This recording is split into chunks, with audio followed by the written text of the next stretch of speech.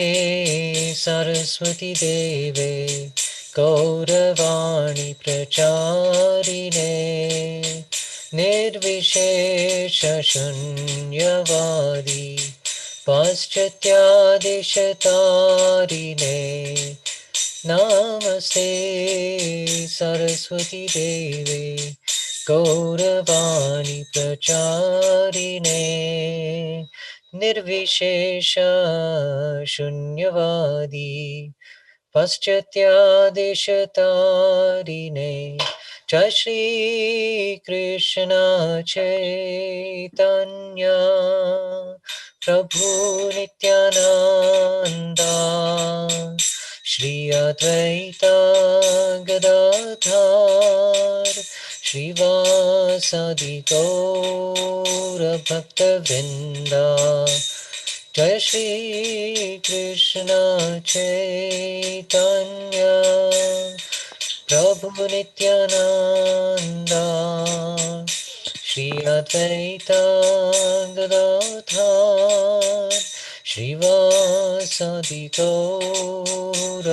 भक्तवृंदा Jai Shri Krishna Chaitanya Prabhu Nityananda Shri Advaita Gadadhar श्रीवासदि Gaur भक्तवृंदा Jai Shri Krishna Chaitanya Prabhu Nityananda Shri Advaita Gadadhar श्रीवासदि Gaur भक्तवृंदा Jai Shri Krishna Chaitanya Prabhu Nityananda Shri Advaita Gadadhar श्रीवासदि Gaur भक्तवृंदा Jai Shri Krishna Chaitanya Prabhu Nityananda Shri Advaita Gadadhar श्रीवासदि Gaur भक्तवृंदा Hare Krishna Krishna Krishna Hare Hare Hare Ram Ram Ram Hare Hare Hare Krishna Krishna Krishna Hare Hare Hare Ram Ram Ram Hare Hare Hare Krishna Krishna Krishna Hare Hare Hare Ram Ram Ram Hare Hare Hare Krishna Krishna Krishna Hare Hare Hare Ram Ram Ram Hare Hare Hare Krishna Krishna Krishna Hare Hare Hare Ram Ram Ram Hare Hare Hare Krishna Krishna Krishna Hare Hare Hare Ram Ram Ram Hare Hare Hare Krishna Krishna Krishna Hare Hare Hare Ram Ram Ram Hare Hare Hare Krishna Krishna Krishna Hare Hare Hare Ram, Ram Ram, Hare Hare. Hare Krishna, Krishna Krishna, Hare Hare. Hare Ram, Ram Ram, Hare Hare. Hare Krishna, Krishna Krishna, Hare Hare. Hare Ram, Ram Ram, Hare Hare. Jai Prabhupada, Prabhupada. Prabhupada, Jaya Prabhupada, Jaya Prabhupada, Prabhupada, Prabhupada, Jaya Prabhupada. Srila Prabhupada ki Jai. Hare Krishna.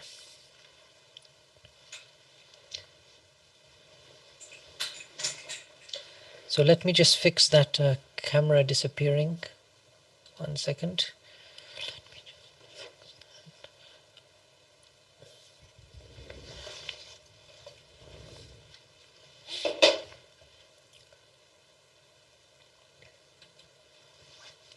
Okay.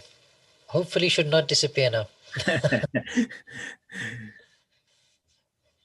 We thought you are doing something because you are into IT and all these things. Maybe you are intentionally doing something. Some magic you are playing. Not guilty this time.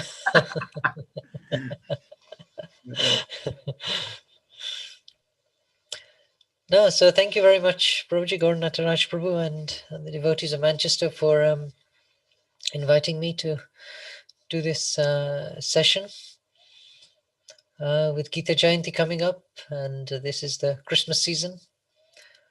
And we've just had, this year we've actually had a whole range of auspicious events, even within the context of a lot of difficulty. So we had Purushottam Mas earlier on, a couple of 2 or 3 months ago. And then recently we've just had Kartik month. Now we have the whole of the December month, which is traditionally the marathon month. And of course it builds up towards Gita Jayanti towards the end. Can I just request, if devotees are able, maybe you can turn your cameras on, so it looks like I'm speaking to more than 3 people. Thank you. Hare Krishna. Hare Krishna, Prabhuji. Hare Val, Mataji.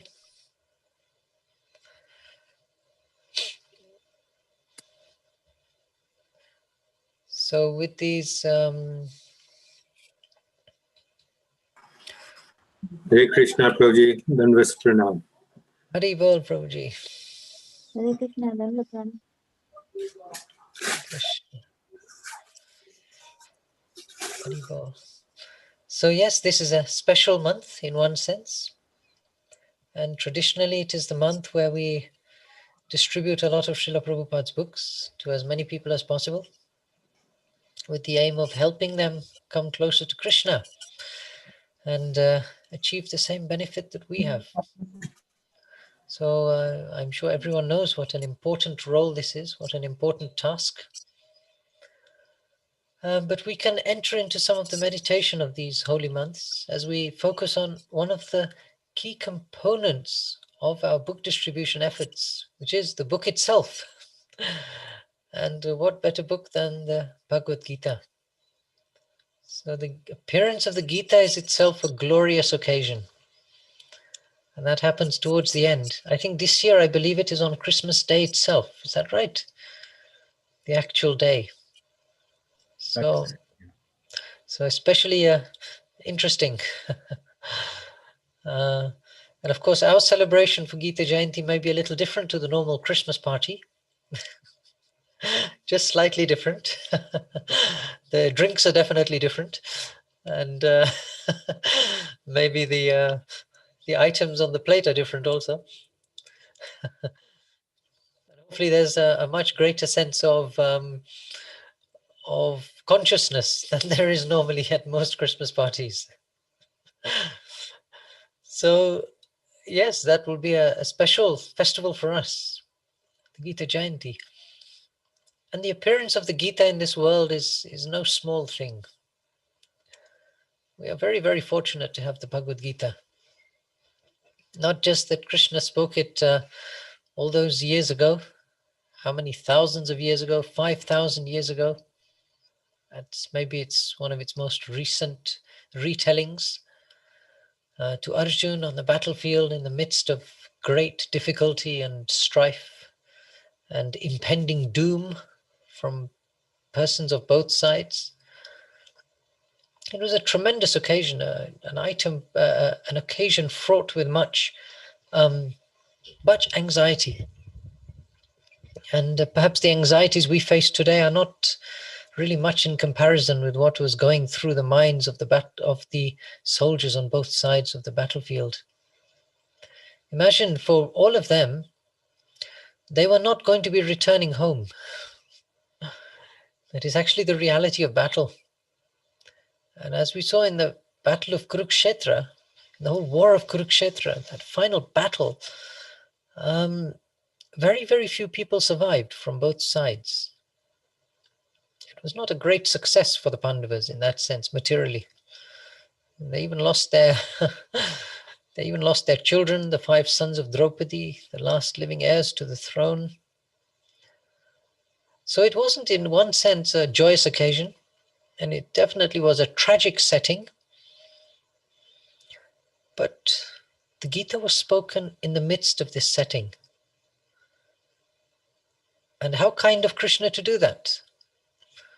How kind of Arjun to ask the questions that encouraged the Lord to speak. And how fortunate we are that this conversation was relayed and recorded and preserved and retransmitted by Srila Prabhupada. Srila Prabhupada, right from the early days, wanted the Gita to be published. And you know, that was one of his key aims. He had a translation which he had done in Calcutta, but it was, the story, it was sold or something like that. It was anyway. It didn't come to the result that Prabhupada anticipated. And so Prabhupada wanted from the very beginning in New York, he wanted to get the Gita published. And so the Macmillan edition, which you are familiar with, there was an abridged edition that was produced, which was the first edition of the Gita, and it was an abbreviated version.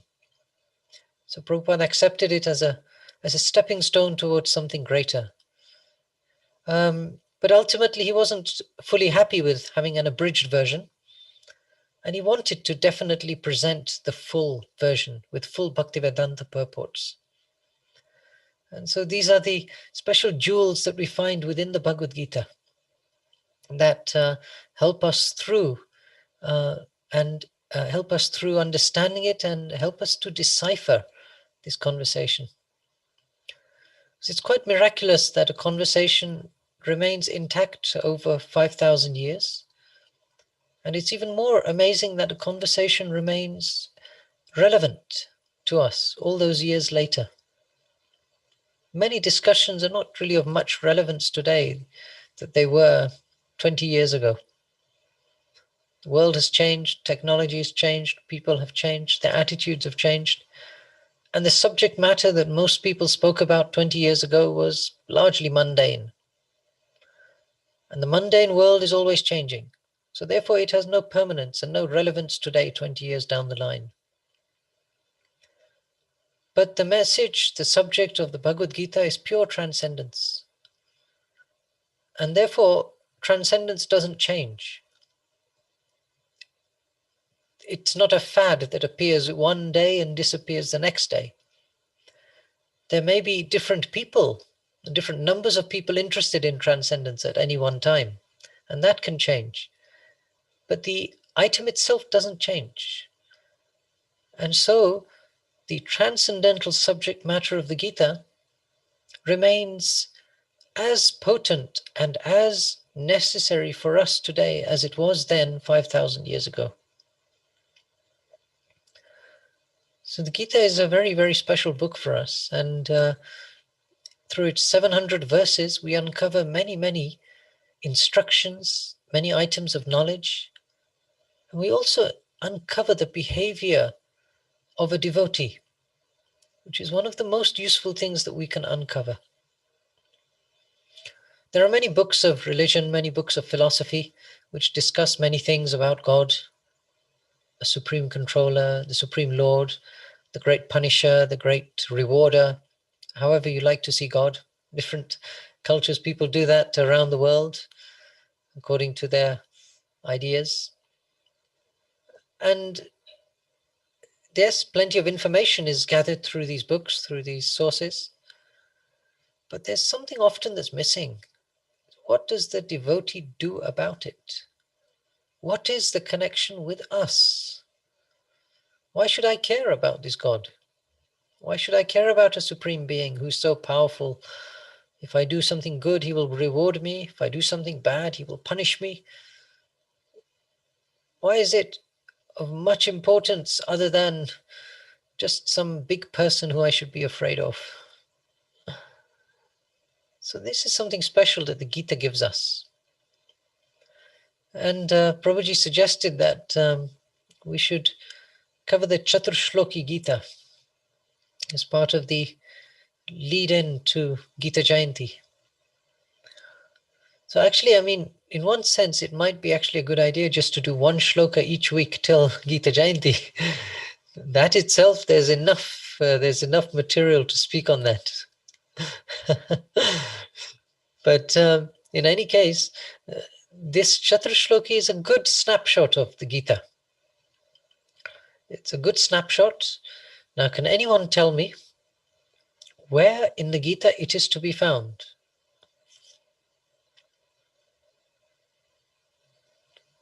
Whereabouts is it? Which chapter is it in? 10th. Chapter 10, okay. And do you know the verses? No.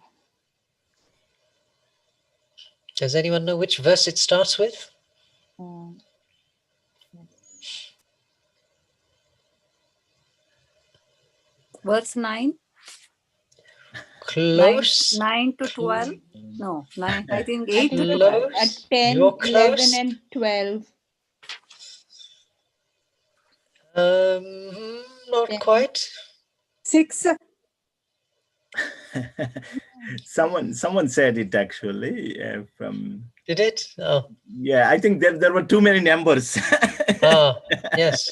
Someone said it. I think they were mixing and matching. 8 to 12, I think. Yes. 8, 9, 10, 11. Those are the 4 verses. And those are very special verses. So we will try and discuss those today.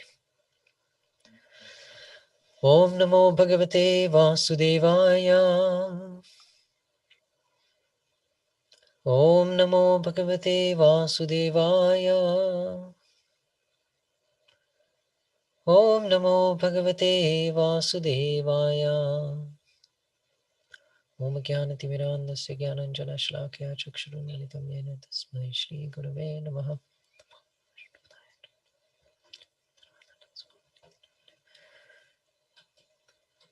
So does anyone here know these verses off by heart?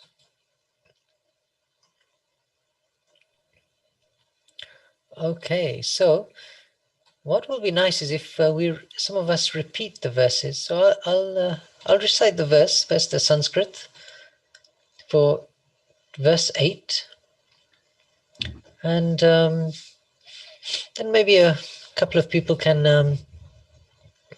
have a go also. That would be nice to hear the Sanskrit vibration.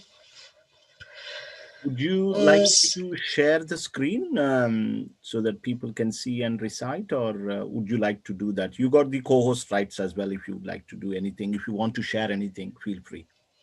Yeah, well, I think this is just the Gita, so I hope everyone has the Gita.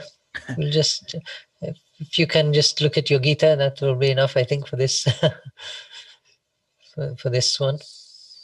Does everyone have a Gita in front of them? Who doesn't? I think most people would. After all, we are celebrating Gita Jayanti. We're building up towards it. So I hope there is a Gita in your house. If not, This is the book distribution month, and Yes, there our is Mother always Kumar. a devotee very close to you willing to distribute one to you. Yes. So please get in touch with your nearest devotee if you do not have a Mother Kumar Gita. Prabhu will be over the moon. He is happy to deliver you a Gita. Yes. Okay, so text 8. Aham sarvasya prabhavo mata sarvam pravartate iti matva bhajante mam buddha bhava samanvitah. Would anyone like to have a little go reciting that? Aham sarvasya prabhavo matta sarvam pravartate iti matva bhajante mam buddha bhava samanvitaha. Yes, very nice.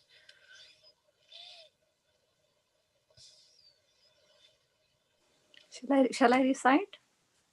Yes, please. Aham sarvasya prabhavo mattha sarvam pravartate iti matva bhajante mam buddha bhava samanvitaha. Very nice. Thank you. Someone else?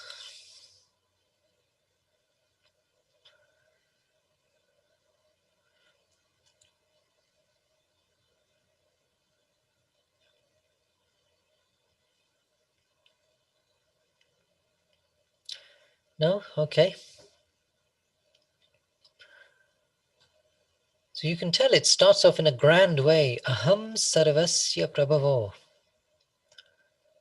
Aham, I, sarvasya, of all, prabhava, the source of generation.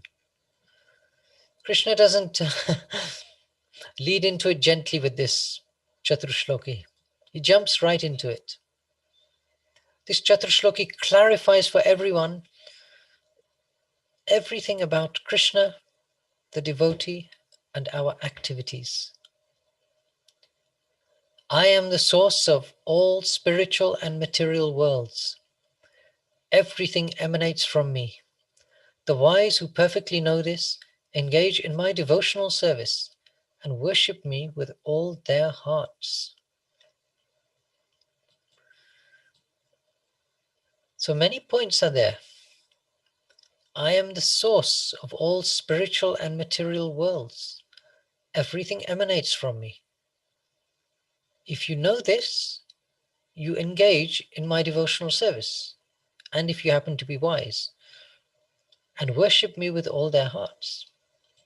So we were speaking earlier about lots of information, lots of understandings or ideas about God, but what do we do about it? So here, right in this first verse, the answer is given immediately to that question. If you're wise and you know my position, this is Krishna speaking, my position as the supreme source of everything, then you will engage in my devotional service and worship me with all your heart. That's interesting. Interesting that Krishna makes clear what he expects or wants all the living entities to do. Now, of course, we're jumping right into the essence of this, but there is so much background build-up that's happened right from the verse 1 of chapter 1. There's so much information given in chapter 2 about the distinction between matter and spirit, a very essential discussion. There's so much information given in chapters 3, 4, 5 about yoga, karma yoga, the process of actually connecting ourselves to the Lord through our work. That's why it's called karma yoga. And then the nature of the Lord's appearance in Transcendental Knowledge, chapter 4, Dhyana Yoga, meditation, chapter 6. And then this middle section of the Gita, which is all about building us up towards bhakti. So lots of development has happened so far. So when we jump into it at this point, we should do so hopefully with a remembrance, a memory of what has happened so far in the Gita. But these condensed verses are so important because if we just remember them, we can actually know enough to explain Krishna consciousness to anyone. Krishna is the source of everything. What does that mean? Everything is produced from him. Now, in our day-to-day life, there are so many sources for so many things. We ourselves are sources. In one sense, every living entity undergoes 6 phases of transformation. Who knows the 6 phases of transformation that a living entity goes through? Does anyone know?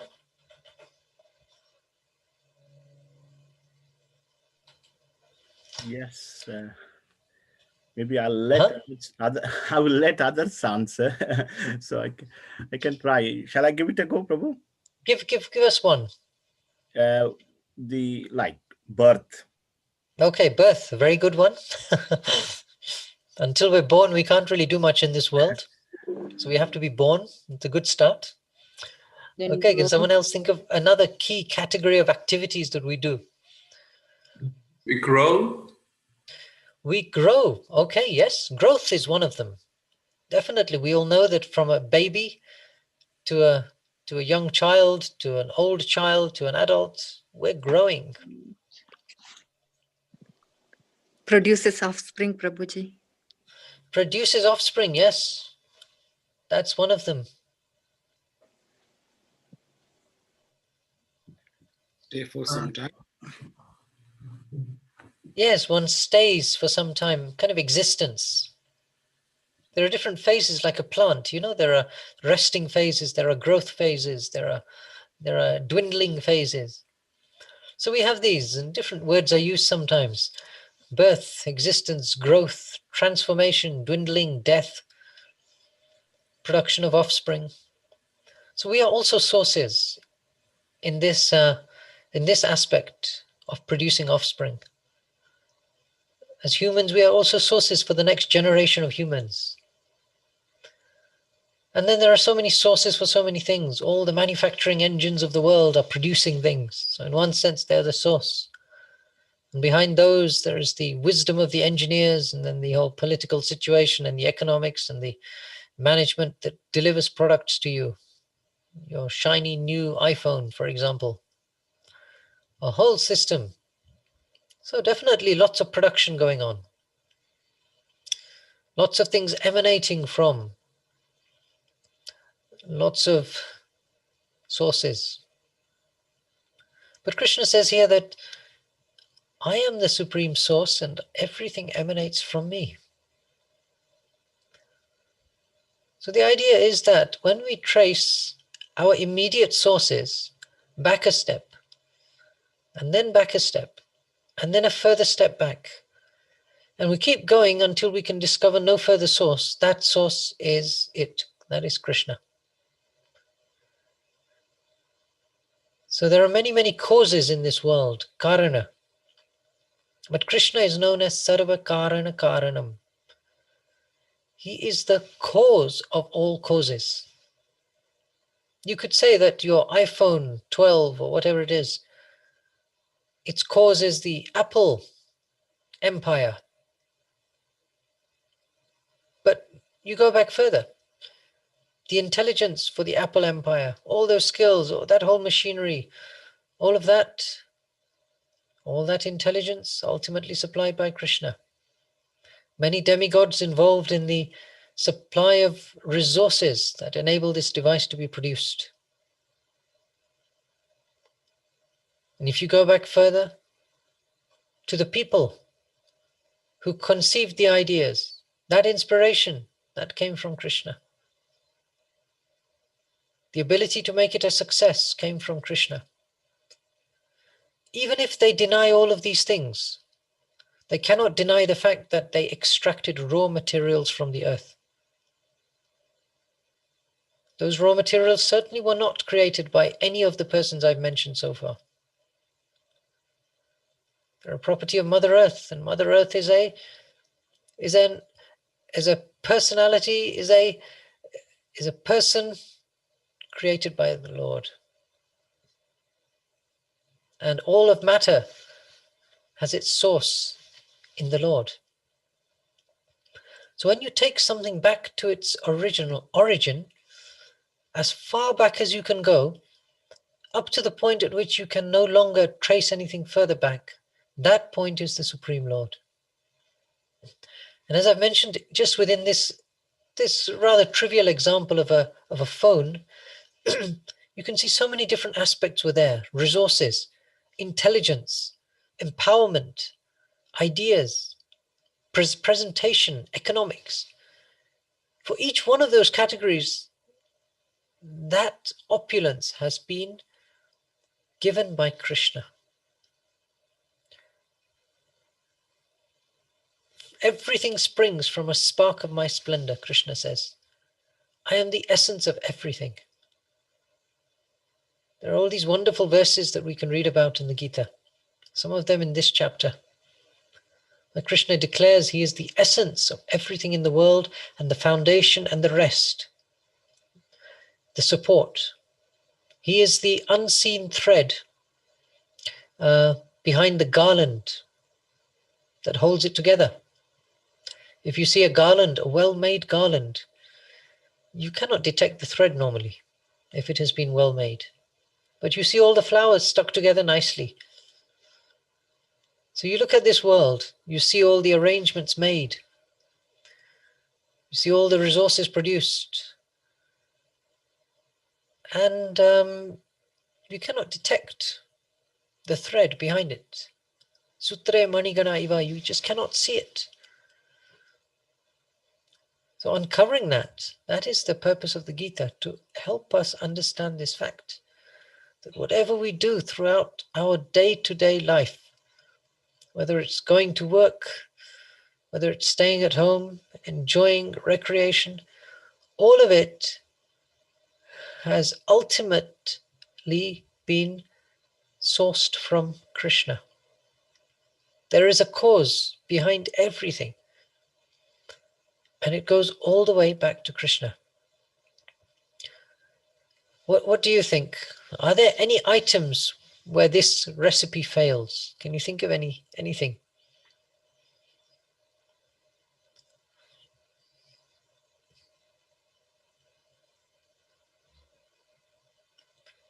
Is there any item at all where you cannot trace it back and see it connected to the Lord in some way?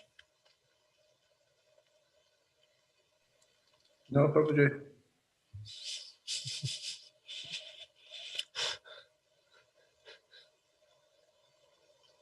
You're all very nice devotees, that's why you can't think of any. Because for you, everything is connected to Krishna.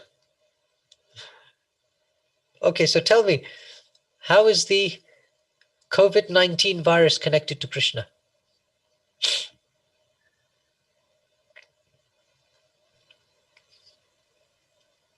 It's related directly to material nature.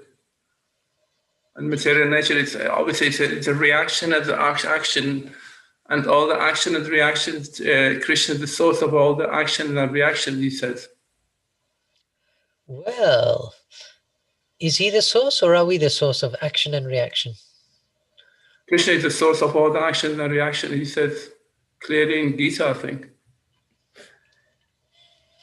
All our actions, Krishna is the source of them? Yeah. And what No, about we have some independent in it to do that, but after all, he sanctions all the actions. Yes. He supplies the mechanism, he supplies the framework that allows our desires to be fulfilled. So he definitely is involved. We cannot even lift an arm. We think we're lifting an arm. But Prabhupada says this is the super soul conducting this activity. Super soul is galvanizing, coordinating everything to lift this arm. After all, what are we doing exactly from our thought process that causes the arm to lift? Nothing. We're not doing any of the motor stuff, any of the any of the complex chemical reactions. We're not thinking about any of those. We're just simply desiring, and somehow there's a desire. There's a connection from the desire to the actual effect. Now, sometimes when that machinery doesn't work, then you end up with other problems. You end up being paralyzed. You end up not being able to move. None of it was directly done by us anyway. We just had the desire. So this virus is, for people who receive it, it's a consequence of actions. It's a kind of a reaction for different actions of the past. Any other ways it's connected to Krishna? What about the virus itself? What is the virus? It's a living entity. So Krishna says that the Jiva Bhuta Sanatanaha and Mamaivamsho Jiva Bhuta. So every living entity is part and parcel of me. Now, of course, scientifically, there's much debate about whether viruses are living entities or not. That is another debate which we won't get into here, but it is debatable because it is just a strand of proteins, largely, most viruses, and they lack any of the machinery for reproduction. So in that sense, according to that definition, some scientists refuse to classify a virus as a living organism. But we understand that the Supersoul Paramatma pervades everything, everywhere. And Paramatma is found in inert matter also. So, given that Krishna's influence spreads everywhere, certainly it is there in the virus also. So yes, in that sense, it is connected to Krishna that way. Radhamohan Prabhu? I was thinking that, it shows Krishna's great control, that, a small thing is, a protein strand, or something invisible can control the whole civilization, the whole world, we've never seen before. The economies are down, the businesses are going down, the environment is getting clean by something which we cannot even see. So that shows Krishna's control over the material nature. Yes. Although actually we haven't seen it before, but it has happened before many times. There have been epidemics, pandemics, many, many times in the past. Spanish flu, all these things happened in the past. But as Krishna says, many, many births both you and I have passed. I can remember all of them, but you cannot. Right? Bahuni me vyatittani janmani tavacharjana tanyaham veda sarvani natu vetta parantapa. Many, many births both you and I have passed. We've forgotten them, but Krishna remembers them. It's not actually a surprise for Krishna, because he has a wider perspective on things. So although for us it is a large shock, because in our lives, within our generations, we've never experienced a situation like this where everything is locked down, where whole economies have just been voluntarily brought to a standstill. Outside of war or some external force, this has never happened. And even in wartime, freedoms were not restricted in the same way that they have been with this. There's definitely something very unusual, but not at all surprising from the Lord's point of view. He's seen this and many more things. We've just forgotten about them. We've possibly also seen them as well in our previous lives. What else can we say about the virus? It's okay. It has Paramatma, Supersoul. It is an instrument of giving us reactions if we happen to suffer from it. What else can we say about the virus? What about its constitution? Yeah, it needs a body to survive. Sorry. It needs a body to survive, and it's multiplying in the bodies. Yes, but how is that connected to Krishna? Because everything is Krishna only, so it's connected with Krishna. Because Krishna alone is, so he's pervading all of us. He's in as an existence and Brahman. We are told in the class, Brahman aspect, Paramatma aspect, and Super Soul, Bhagavan aspect. So I felt he is everything. So Yes, in one sense he's everything. You just have to be a little careful with that, because it can it can head into kind of like a Mayavad philosophy. okay. If we do not also remember the distinction between Krishna and us. The similarity is important, but there is a distinction also, which also should be kept in our consciousness. We are similar in quality, but different in quantities. Quantity, yes. Something, Yes. maybe something to do with the controller, that I showed that they were not in control, and it all depends. But it just shows, at least me, that Krishna is a supreme controller. Something happened to us with all the power we have, and we're simply not in control of doing anything about it. Yeah, that for many people has been a shocking revelation. That previously everything was running under their control, the economies, everything, industrial production. And now things are happening which are not in their control. There are many, many agents acting, but ultimately the overall picture is not in any one person's control. So yes, there's a kind of an awareness that there is a superior force, superior to human efforts. Often when there's a tragedy, this is appreciated. When you see a forest fire in Australia or in different places, they scoop up large quantities of water with these aeroplanes. They have special aeroplanes which take a dive towards the sea, and they scoop up lots of water, and then they dump it on the flames. But really very little happens. They might contain the fire at best. Rather, they're all waiting and praying for it to rain. They want it to rain, and they want the wind to stop. So when you hear about all these news stories in California, so many wildfires, so many hundreds and thousands of acres being destroyed, same in Australia, the power of these things are way, way greater than human capabilities to even address them. Okay, anything else? Let's have one more item on the virus.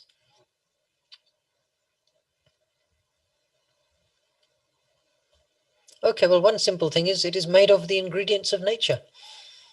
Yes. Virus itself contains elements of nature. They're all described in the Gita. Yeah, seventh chapter, isn't it? Yes. The 8 elements. Yes. So each of the 5 elements, Bhumirapo Nalo Vayu, Kammano Buddhirevacha, Hankara Itiyamme Bhinna Prakritirashtada. These 8 separated material elements, everything is made of them. So even a rather undesirable item, like a virus, still has a connection with Krishna. And if we just think a little, we will see how it's connected to Krishna. And so this is a useful way for us to navigate the world. It is so essential to understand that everything comes from Krishna. There is nothing here that exists separate to Krishna. And if we actually understand that, then our whole framework, our whole approach to life changes completely. If every single thing that there is, every interaction, every person, every facility, every opulence, every situation is somehow connected to Krishna, then we really have to think how we utilize and interact with each of those things, with each occasion, each situation, each person. If there is a common unifying factor, it makes sense to connect ourselves to the common unifying factor.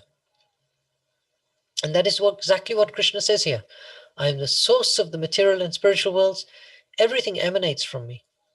If you're actually wise and you know this, you engage in devotional service to Krishna. So this is something that Arjun is being directly instructed. So Krishna has given him so much knowledge so far. These are some of the verses that are building up Arjun's resolution to do the right thing. We know right at the end of the Gita, Yat ichhasi tata kuru, the famous line, whatever you desire, you do. I have explained everything to you, Krishna says to Arjun. Now whatever you want to do, you do it. So this is preparing Arjun to do the right thing.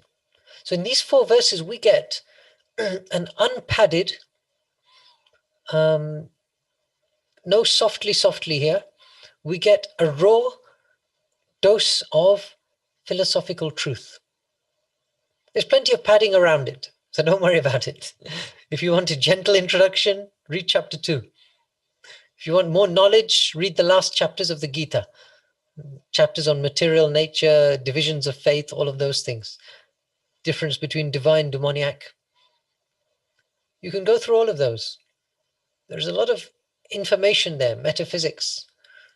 But here we get the essence. So Krishna is the source, and if you're wise, you engage in his devotional service. It should hopefully make sense, even if you don't know much about the Gita. It makes sense that if there is one person who is completely connected and is the source of every single thing in this world and in our experience and in our lives, that it makes sense to do something favorable for that person. It's in our best interests, isn't it? Can anyone disagree with that? There is a supreme controller. It's a very good idea to know who he is and to try to please him. After all, in our experience, if we gain favor from someone, if we try to please the boss, if we try to please other members, if we try to please the wife, good things happen, don't they? That's that's life. If we please someone, that's normally good. So we should please Krishna. We should serve him with devotion. At least that's what this verse is saying. So let's read the next verse. I think we'll only cover 2 verses today. I don't think we'll cover both of all 4. Who would like to read the Sanskrit for the next verse? Number 9.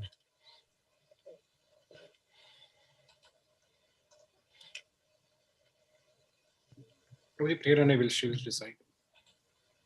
Okay.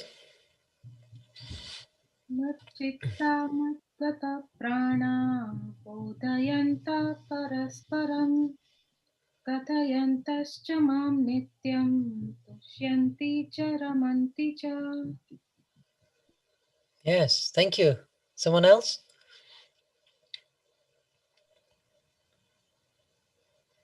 Machita madgata prana bodhayanta parasparam kathayantascha mam nityam tushyanti cha ramanti cha.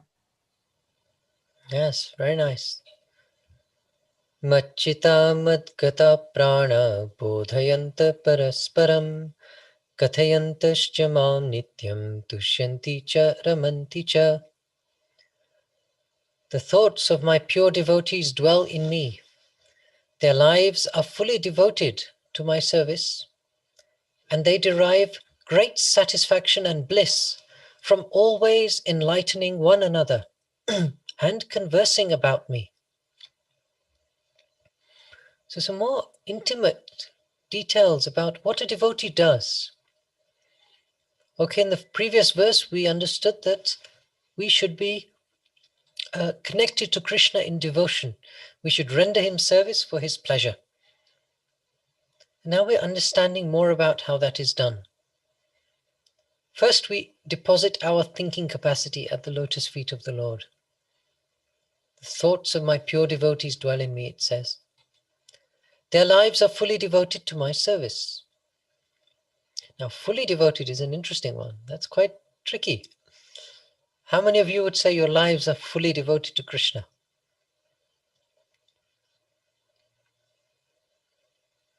No one? We are trying. We're not there yet. Very nice.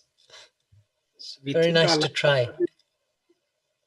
we think our life is fully devoted, but there are so many buts and ifs in that fully devoted perspective. So many conditionals. Yes, that's the problem, isn't it? So many conditionals. But there are problems that the process of devotion helps us through. Because if someone immediately jumped to the stage of complete surrender, complete devotion to Krishna, well, then their material existence is finished at that point. So the very existence of a process means that you start off at one place and you go somewhere. You travel, you transform, you move from one to the other. So the thoughts of my pure devotees dwell in me. Their lives are fully devoted to my service. That is a goal for us. We see how much of our life is devoted to the service of Krishna. We know Krishna is the Sarva Karana Karanam. We know that anything we do in connection with Krishna has an eternal effect. Therefore, we are not particularly bewildered by the temporary material effects that everyone is striving for in this world.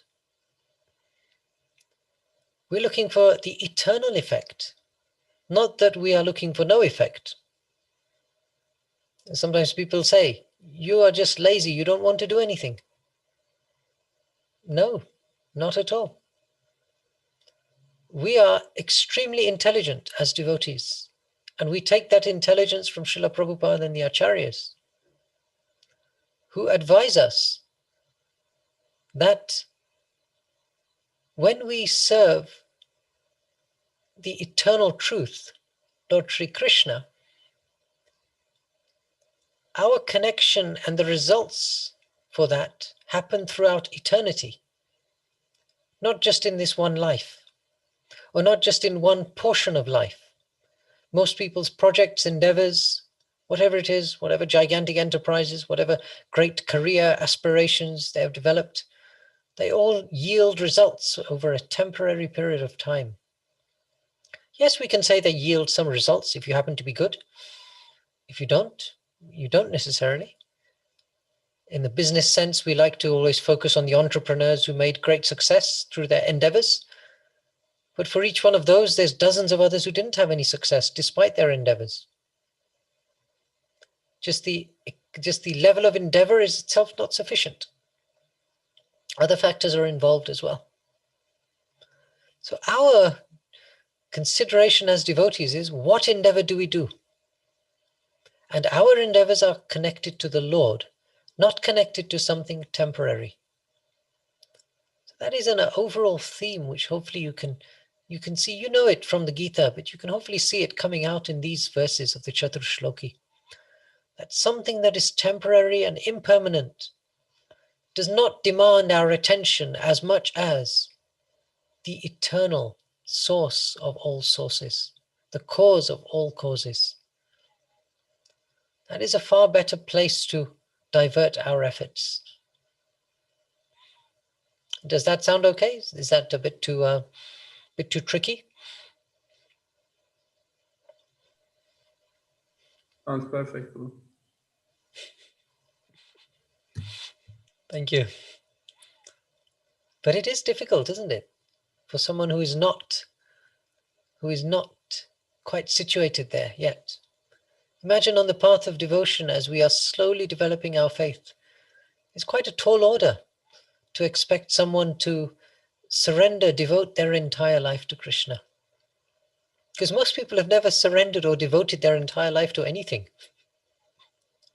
Whether it's material or anything, they've not done it. So the idea of doing that for Krishna is actually is an unusual concept, but it's a very rewarding concept. One feels. What does one feel? Well, the verse makes it clear.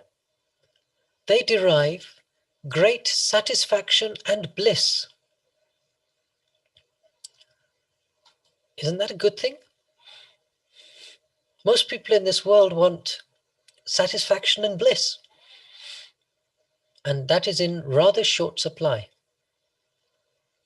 Rather, you have a lot of anxiety, a lot of stress, a lot of unfulfilled ambitions. That's the story of most people's lives. Regrets over things that they didn't do properly, or regrets of opportunities that they missed, or anxiety about the future, or a fear that they will lose whatever successes they have attained with great effort. No one is ever happy, whether you've had success or whether you've had failure. No one is happy. Either you meditate on the past and you lament, or you look to the future and you potentially lament. It's a situation which is not normally connected with great satisfaction and bliss. In fact, the most common way that people try to get a sense of satisfaction and bliss is by intoxication in today's day and age. It's not something that is done rarely by a few low-grade individuals. It seems to be the norm for all members of society. Almost something to do if you are a fine, upstanding citizen. It is mandatory to go and get yourself drunk from time to time. Isn't that sad? That to derive great satisfaction and bliss, you have to resort to external substances, which often have such a troublesome effect as well. Certainly the bliss obtained through that is not transcendental. It doesn't last that long either, assuming you even get it. And whatever that experience is, it's definitely not the bliss of Brahmananda. It's definitely not the bliss of spiritual world. It's some inferior attempt at recreating something that you cannot obtain in any other way. So it's a shame. And this Christmas period is one where this philosophy is practiced a lot. The point is that when one surrenders to Krishna, when one serves him, when one, as it is said here, enlightens another and converses about him, just the act of talking about Krishna, uncovering his glories, discussing his name, fame, form, qualities, pastimes, using our mind, body, and words to serve him, that is such a joyous process. Anyone who has been a devotee for a few years knows that it's a joyous process.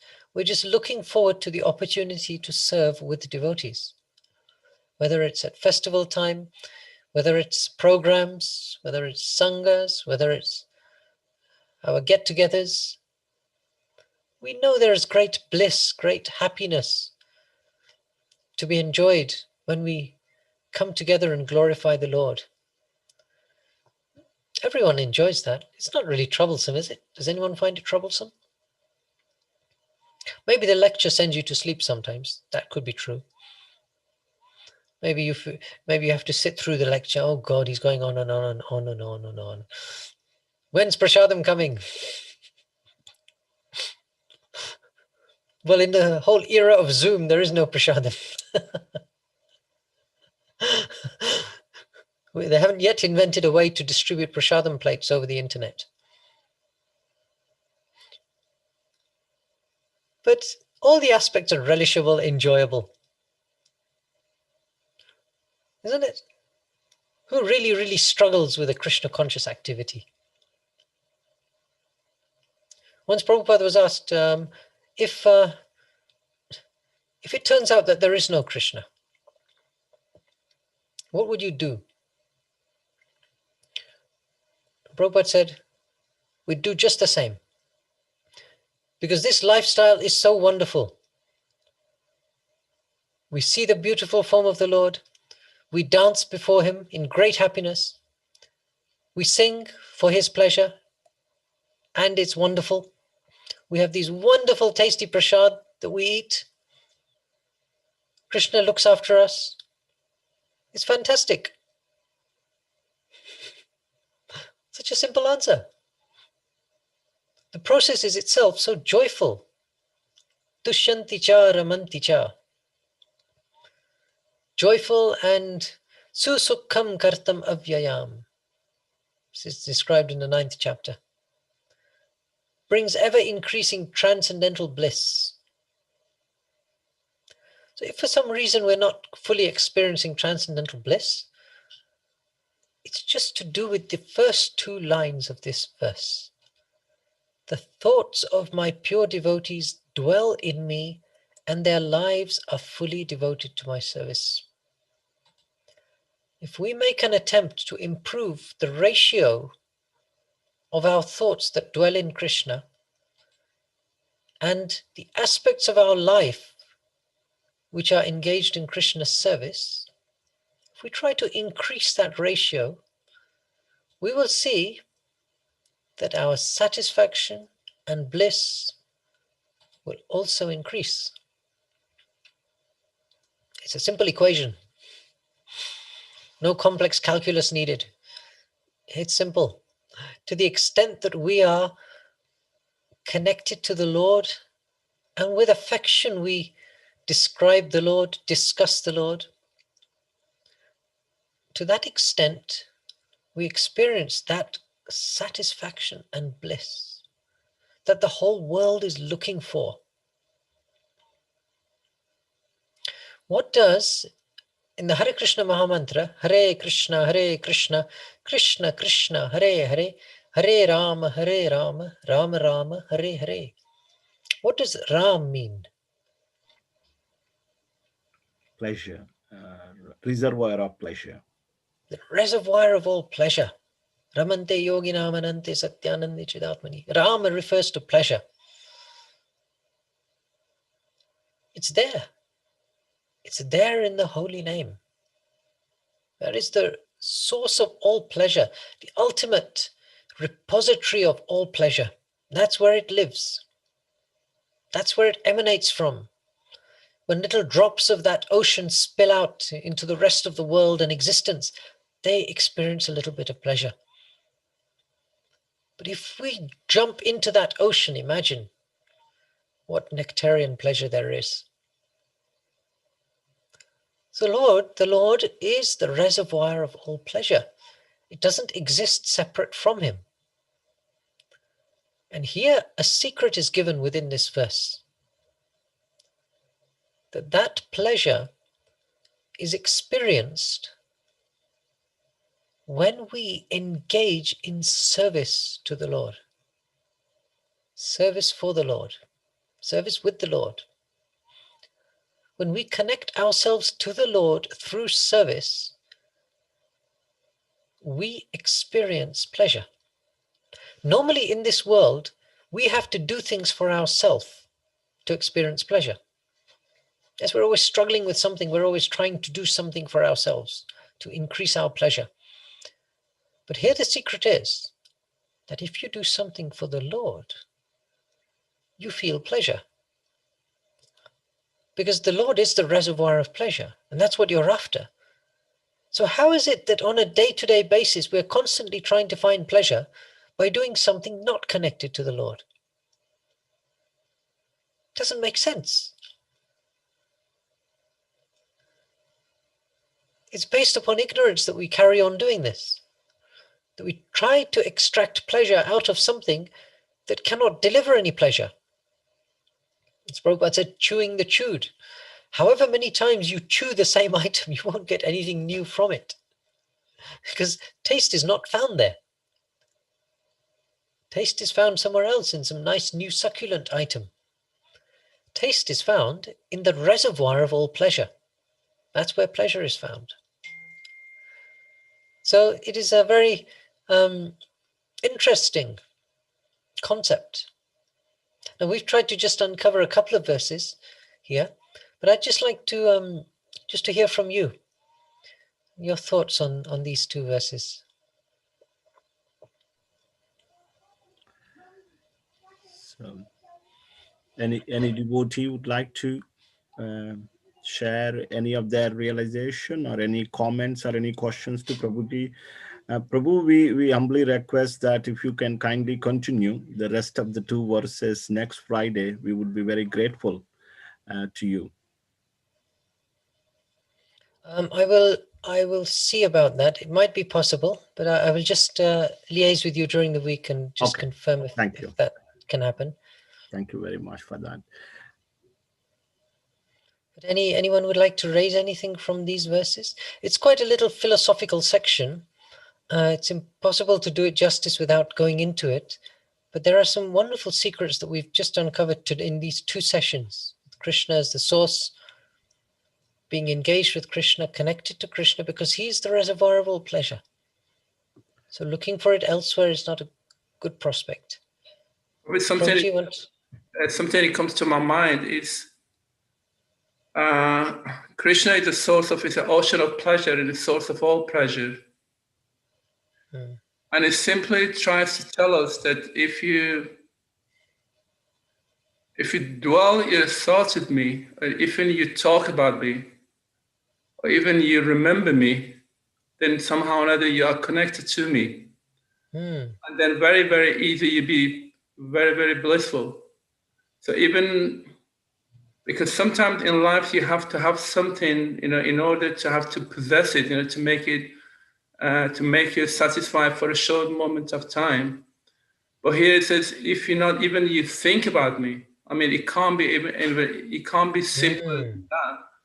Because in this material world, to gain anything, you have to endeavor really, really hard to make a very, very short period of happiness.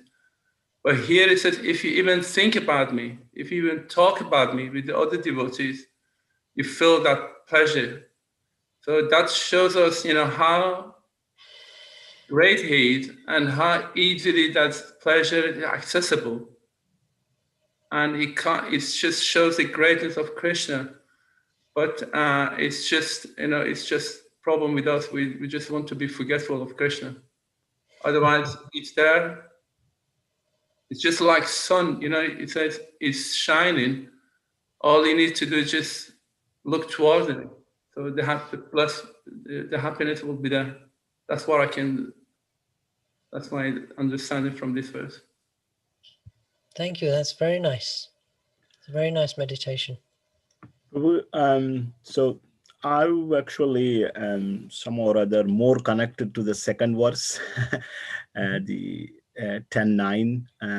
When you're discussing, then I was thinking that we are all looking for that bliss and pleasure, but you're given a nice recipe. You're reminded us again. Actually, you reminded me that if we are not experiencing that pleasure and happiness, then we should just increase our thoughts, in focus on Krishna, and more service, and more of Krishna. So to the degree we do that, and to that degree we experience the joy. What a wonderful recipe you reminded me, and that really touched. Everybody is looking for that, isn't it? The whole world is after, is joy, how they can become joyful, become happy. But here is a nice recipe. Thank you so much for nicely reminding me. Thank you. Thank you. Anyone else? Would you like to share your thoughts on these 2 verses? Maybe tell us one thing you might do now as for the rest of this month that helps you practice these more. The 8th verse, Prabhuji, Aham Sarvasya Prabhu, when you told just now, qualitatively we are one and quantitatively, yeah, because it just shows how humble we have to be, because we are not even a speck of dust, where Krishna is, he's everything, and, he's, if we remember him, if we think about him, when we do satsang, we do classes, we are so happy. And the minute we forget him, I feel as though I'm drowned in the samsara again, and I really feel sad when I do that. But I know I'm not eligible to do what you devotees are doing, but I'm trying. I'm sure you're capable of doing that and much more. We're all trying in different ways, and we we surrender, and Krishna knows actually how much we're surrendering. Yes. And Krishna knows our He alone. circumstances, and he knows what we try actually with our thoughts. And he helps us accordingly. That when he sees that our thoughts are directed towards trying to serve him more, then he gives us different things. Different devotees speak to us. Different devotees tell us something happens where you get directed to the next stage of increased service. Because I can serve him only with my mind, you see. I mean, maybe we are getting old physically. But I feel that's not enough, So It is Krishna's calculation as to what is enough it depends on him. What is enough is the maximum you can do. Anything short of the maximum that you can do is not enough. That's how a devotee thinks. yes. Now Krishna Yes, is very that's great. why I feel it's not at all enough. If you invest your full thinking, feeling and willing in Krishna, despite the fact that the rest of the body may be, going through its standard dwindling phase, as we discussed earlier. One of the phases, dwindling. No one has a chance to really stop it. It's inevitable for everyone. So if you invest your thinking, feeling and willing while those faculties are still here, then that can be enough for Krishna if that is the maximum you can offer. Yes. So Krishna's calculation is sometimes a bit different to our materialistic calculation. We're thinking, oh, this person gave such a big donation, or this person did so much service, or this person is such a good book distributor, or this person, she cooks so wonderfully, I can never do something like that. Sometimes we calculate like that. But that's not quite Krishna's calculation. In that wonderful story of when Lord Ram was building a bridge to Lanka, and they were building a bridge, and Hanuman was picking up these great boulders, great rocks, and putting them in the sea, chanting Lord Ram's name, and they were all floating. And then there was this little squirrel or a spider. Different stories have slightly different version. This little squirrel or spider was lifting a little grain of sand and putting it in the water. And Hanuman laughed. He was thinking, get out of my way. You're just, I need to put big boulders, not these little grains of sand. And Lord Ram told him that I consider the effort of this little squirrel to be just as valuable as yours. For the Lord, he does not care about the quantity of our effort, because we are actually minute in quantity compared to the Lord anyway. He cares whether the quantity that we offer him is the maximum of our capacity.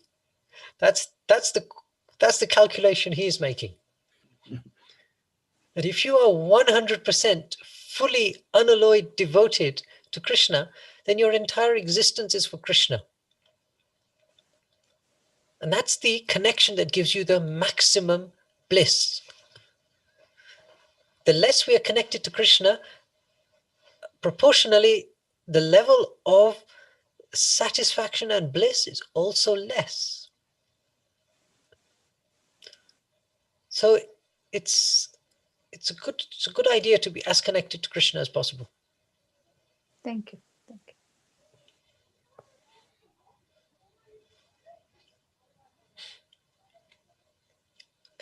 Anyone else like to add something?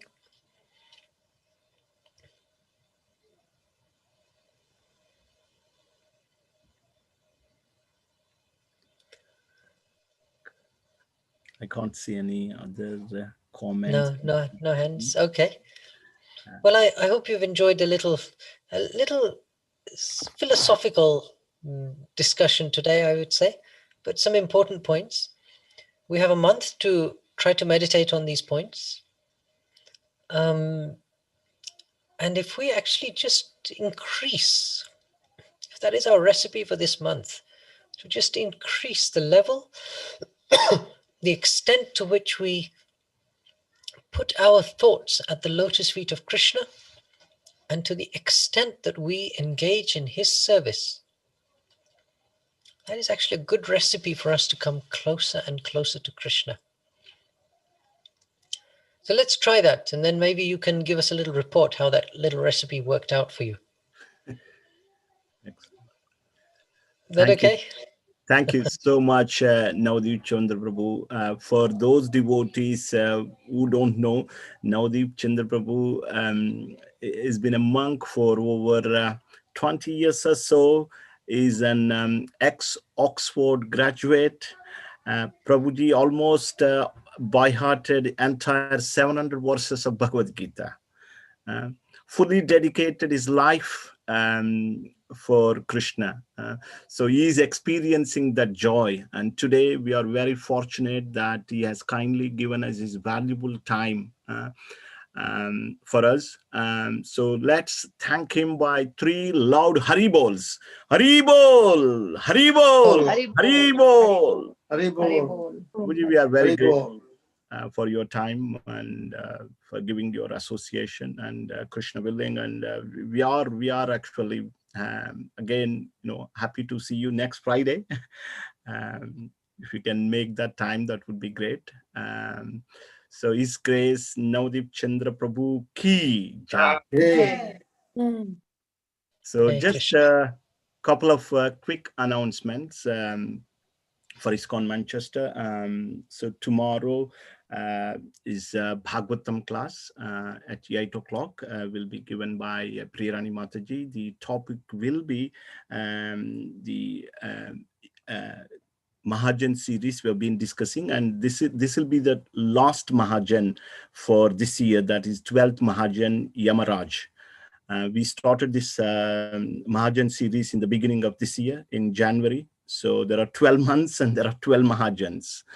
And each month we have been discussing one Mahajan. And so tomorrow will be the 12th Mahajan, and that will be Yamaraj. So please kindly make some time to be there.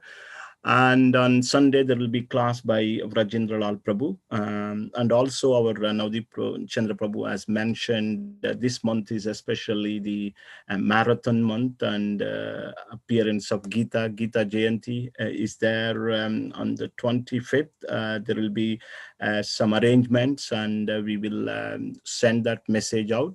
But Prabhupada always says that our movement is giving. When we give, actually, we experience the joy and pleasure. Giving is our main thing, whether it is prasadam or giving time, giving books, giving whatever little money we have to others. Giving is key to our experiencing joy. So I humbly request all the devotees, try and give something to your neighbors, your friends, your colleagues, or anyone that you meet on the street. Take a book, Bhagavad Gita, or any other books by Prabhupada, and try to give this message to others. So okay, so that's it from me. Anything else, Radhamohan Prabhu or Rajkumar Prabhu, to add to this? No, from my side, no.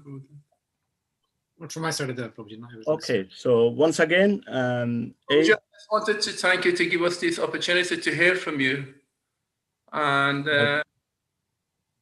talking to, just thank you to give us this opportunity to hear from you. That's all I wanted to say. Thank you. Hare Krishna. So thank you very much, Navdeep Chandra Prabhu. Hope to see you next Friday. Thank you once again. Hare Krishna. Srila Prabhupada ki jai. Jai. Hare Hare Krishna. Krishna.